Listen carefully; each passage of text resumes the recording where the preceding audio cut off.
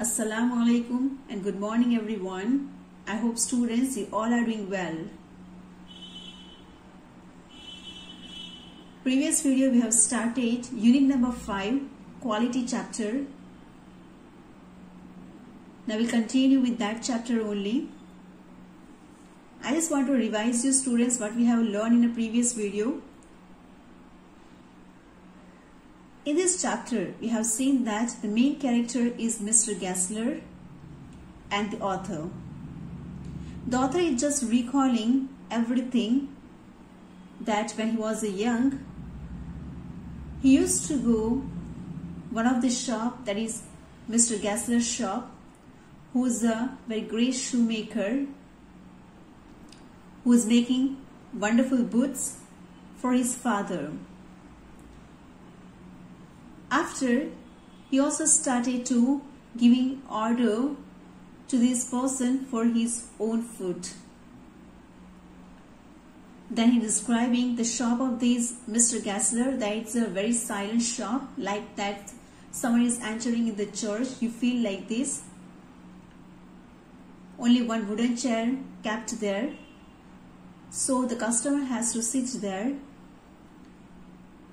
And Mr. Gessler will come from the upstairs with a throaty sound, with a tip tap of his slippers. And after coming from the upstairs, he was just show us the beautiful piece of leather and take order. Before this order, he is taking 15 days because everything is done by him only. So it's taking much time to prepare the boots. Now look at everybody, page number 74. I cannot forget that day on which I had occasion to see him, Mr. Gessler. That last pair of boots creaked, you know. Here the author is just describing one incident, one occasion, that on one occasion he's remembered that one day he said to Mr. Gessler that last time the pair which is prepared by you, it's making a sound. Creaked means making sound. That, you know. He looked at me for a time without replying, as if expecting me to withdraw or qualify the statement. Then said, it shouldn't have creaked. And the author was observing like this, that Mr. Gessler was expecting from me that I can change my statement, that no, it's not taken from your shop or etc. So he was just waiting for my change explanation, my change statement, that I can take this statement back. But when I haven't taken, so what he said, it shouldn't have creaked. Means it's not possible. It should not make any noise. It did, I'm afraid. But what he say, yeah, it's making noise. And while speaking this, the author feeling afraid to watch Mr. Gessler. Now why he's feeling afraid, look at here. He got them wet before they found themselves. And what Mr. Gessler is saying, there might be it's not become wet, it's not become dry only, and in a wet condition only you have taken those boots from me. I don't think so. And what this author is saying, I don't think that I have taken in a wet condition. At that, he lowered his eyes as if hunting for memory of those boots. And I felt sorry I had mentioned this grave thing. And look at here, students. He's a great person. At that, he lowered his eyes. You know, when you bought something from one of the shop, and if the thing is not proper, and you say to that person that these things I have taken from your shop, but it's not proper, the quality is poor. So what the shopkeepers answer? We can't able to do anything. We also getting these things from the up. But here the person is making himself. That's why he's feeling guilty. He's feeling so much sorrow, and that's why in a shame way he's just lowering his eyes. Means he don't like that the boots which are made by him, it's not satisfying the customer. As if hunting for memory of those boots, and he's just recalling that which boots he has made like this, so which is making noise. And I felt sorry I had mentioned this grave thing. And the author himself is feeling so much bad that he has mentioned really very bad things. Now grave things means extremely bad. Here grave meaning you have to take as that very bad things he has mentioned. He's feeling like this. Send them back. And what Mr. Gasser is saying? Send them back. Send them back means send those books back to me. I will look at them. Means I will see the why it's making noise. Some boots, he continues slowly, are bad from birth. And he's speaking very slowly that some boots might be from the birth only very bad. Means that the leather might be not proper. If I can do nothing with them, I take them off your bill. Now look at, we can say that it's really a very honest person. What he said? He said that if I will not able to mend it, if I am not able to repair it, so definitely I will cut some money from your bill. So here we can say that he's really a very honest person and a very hardworking person who has a confidence that the boots which are made by him never fail to fit for the customer. Means he want to give the quality boots to the customer, and he don't like that his customer will feel or we can say the customer will not satisfy with his boots.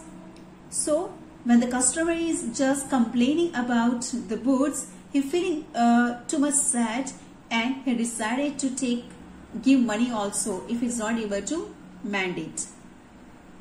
Once only, I went absent-mindedly into his shop in a pair of boots bought in an emergency at some large firm. Now the author is once again explaining another incident. The one time I just forget only with the absent-minded. Absent-mindedly means I did not remember, and like this only I went in his shop by wearing the boots which I have taken from another shop because of the emergency. Now we know that Mr. Gasser is taking 10 to 15 days to prepare boots, and if some emergency happens, you have to go somewhere else and you have to wear that boots. These things happen, so the author might be because of these incidents occurring in his life, and he emergency bought one pair of boots from another shop, and by mistake he worn that boots only, and he went to Mr. Gasser's shop. Now look at what happened after. He took my order without showing me any leather, and I could feel his eyes penetrating the inferior covering of my foot. At last he said, "Those are not my boots." Now the author is just explaining that that day he did not show me any leather also. Every time what he's doing, he's showing the leather also after he's saying that it's a beautiful piece, etc. But that day he has not shown any leather to to author, and he just took a order only, and he continued observing those boots, and like he's observing from the inside also. And after finally what he said, "These boots are not from my shop," means the boots you have wear, it's not from my shop, it's not made by me. The tone was not one of anger, nor of sorrow, not even of contempt, but there was in it something quiet that froze the blood. And what the author is saying, when he spoke that "those are not my boots," the tone was not in an angry way, not a sorrow also, not a hatred also. Contempt means he did not hate my boots also, or not hate to me also, but his tone was like this, that it can froze the blood, means completely silent, and we feel like this that something is wrong happened. He put his hand down and pressed a finger on the place where the left boot was not quite comfortable. Now why he's expert in these shoe business? While watching only, he hasn't worn the author's boots. but just watching only he understood that something is wrong in that left boots. So he just put a finger there only where the author is not feeling comfortable. "It hurts you here?" he said. And immediately he asked the author that, "Here, are you hurting? These boots are hurting you?" Those big firms have no self-respect. And immediately he said that these big firms, this big business shopkeeper having no self-respect, means they are just selling anything to the customer for earning money. They are not worried about the feeling of the customer. And then, as if something had given way within him, he spoke long and bitterly. Means that here he started speaking first time very bitter things about his business. It was the only time I ever heard him discuss the conditions and hardships of his trade. Means the author is saying that first time I have listened from his mouth that how much hard work he is doing for his business. And he's saying that they got it all. He said, they got it by advertisement, not by work. And after what the author is, what Mr. Gessler is saying, that these big firms shopkeeper has got everything from us and not by hard work. They got it by advertisement. You know, students, by advertise only, we got that which kind of clothes, fashion is going on, which kind of shoes are there in the market. Everything we are getting from the advertisement. We know everything which things are new in the market through the advertisement. So here Mr. Gessler is telling this only, that everything they got from the advertisement. They are not doing any hard work like us. But then also this advertise attracting people and all the people are going to them. They take it away from us who love our boots. And he's saying that they take our customers from us and now who love our boots. It comes to this: presently I have no work. And what is saying? That now the condition is happened like this, that in a present I don't have any work. Every year it gets less, you will see. And looking at his lined face, I saw things I had never noticed before. Bitter things and bitter struggle. And what a lot of grey hairs that seemed suddenly in his red beard. And what the author is saying, that the person, this Mr. Gessler, it just say like this only, that every year we lost our customer because of these things only. And nowadays we don't have any work also. So here the author is observing how much hard work he is doing and how much he feel inside his heart related to this threat. The author is saying that I just looked on his lined face, which is just saying very bitter things, that which is observed by the author, that is really doing lots of struggle, lots of hard work, which I can see from his lots of grey hairs. Means the person is become old, then also he's ready to do hard work. As best I could, I explained the circumstances of those in owned boots. But his face and voice made so deep an impression that during the next few minutes I ordered many pairs. They lasted longer than ever, and I was not able to go to him for nearly 2 years. And after the author is saying that when I have seen this condition of Mr. Gessler, so I also try to explain my views. So I also try to explain, to give my views related to these big firms as much as possible, so which can give the relaxation to Mr. Gessler. And those ill-omened boots means the bad boots which he has worn. But his face and voice made so deep an impression, means the way he's talking, means very heartily he felt pain. So the author also watched this, and we can say that the author is very kind person. So within a second, he just given lots of order for the boots. So students, here we can say that sometimes we have to buy something from a people who are not begging, but they are doing hard work. Though we did not need, here the author did not need lots of pairs of boots, but he ordered immediately many pairs of boots just because he wanted to help these poor men.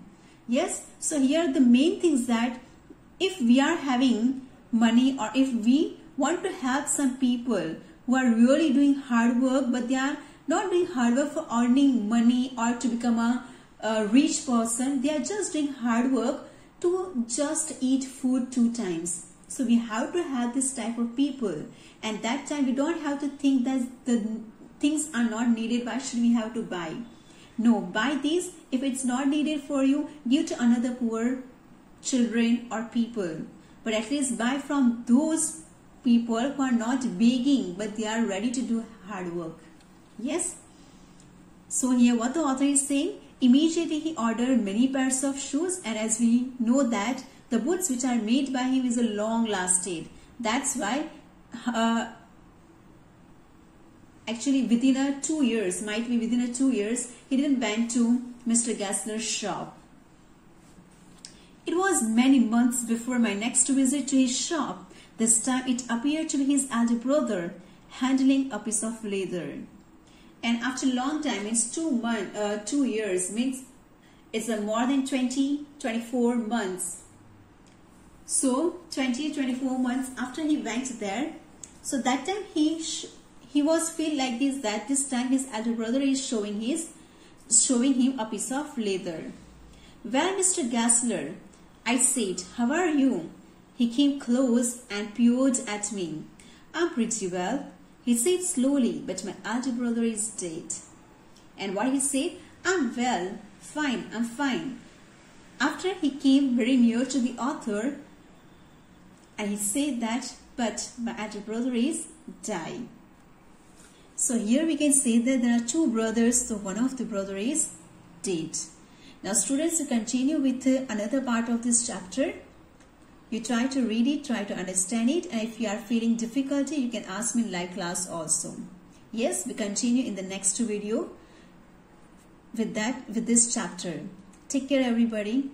Assalamu alaikum.